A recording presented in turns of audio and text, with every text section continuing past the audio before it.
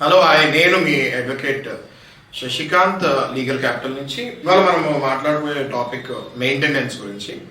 ఎప్పుడైతే భార్య భర్త విడిపోతారో భార్యకి యూజువల్గా మెయింటెనెన్స్ ఇవ్వాల్సి వస్తుంది. చాలా మంది భార్యలు మెయింటెనెన్స్ అప్లై చేస్తే వస్తానికి ఎంతో టైం పడుతుంది, ఎన్నో సంవత్సరాలు టైం పడుతుంది అని అనుకుంటూ ఉంటారు. కానీ అలా ఉండదు. మెయింటెనెన్స్ మీకు వితిన్ 4 months మంచి లాయర్ని కనుక పెట్టుకోగలితే 4 to 5 monthsలో 100% మీకు మెయింటెనెన్స్ ఆర్డర్ వస్తుంది కోర్టు నుంచి. అయితే మెయింటెనెన్స్ ఎంత మనం అప్లై చేసుకోవచ్చు అన్నది చాలా మంది కన్ఫ్యూజ్ అవుతూ ఉంటారు. మీ భర్త ఇన్కమ్ బట్టి మీరు ఒకవేళ ఎలోన్ ఉన్నా లేకపోతే మీకు పిల్లలు ఉన్నా ఆ క్యాల్కులేషన్ బట్టి మీకు మెయింటెనెన్స్ అప్లై చేయాల్సి వస్తుంది.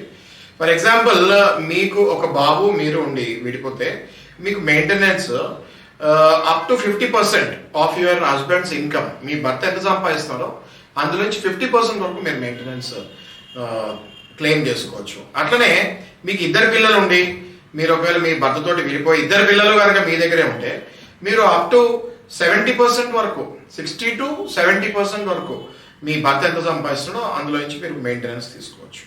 అలాగే చాలా మంది డౌట్స్ అడుగుతూ ఉంటున్నాను, మా భర్త ఏం చేయట్లేదని కోర్టులో చెప్తున్నారు సార్, కానీ ఆయన వచ్చే డబ్బులు మాకు తెలుసు సోర్స్ ఆఫ్ ఇన్కమ్ అని. మీకు ఒకవేళ మీ హస్బెండ్కి ఎక్కడి నుంచి ఇన్కమ్ వస్తుంది అని తెలుసుకోవాలంటే కోర్టులో అడ్వకేట్ కమిషన్ ఒకటి ఉంటుంది.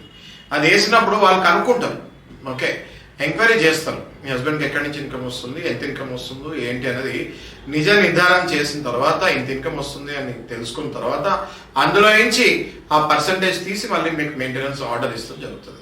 మెయింటెనెన్స్ ఆర్డర్ వచ్చిన తర్వాత కూడా కొంతమంది నా దగ్గరికి వస్తున్నారు, సార్ ఆర్డర్ అయితే వచ్చింది కానీ ఆయన కట్టట్లేదు సార్ అని. మెయింటెనెన్స్ ఆర్డర్ వచ్చిన తర్వాత ఆయన మీకు కట్టకపోతే మీరు మళ్ళీ ఇంకొక పిటిషన్ వేసుకొని ఆయన మీద అరెస్ట్ వారెంట్ ఇష్యూ అయ్యేటట్టు చేయొచ్చు. సో దట్ ఆయన దానికైనా భయపడి మీకు మెయింటెనెన్స్ కట్టాలి, లేదా ఆయన 100% జైల్లో వేస్తాం జరుగుతుంది.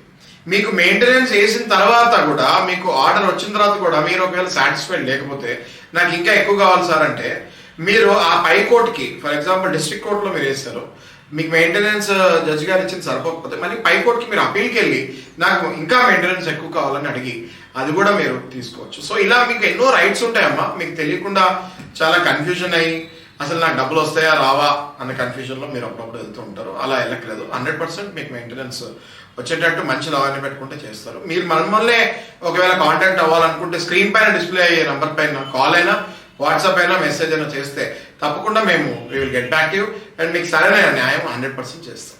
Thank you.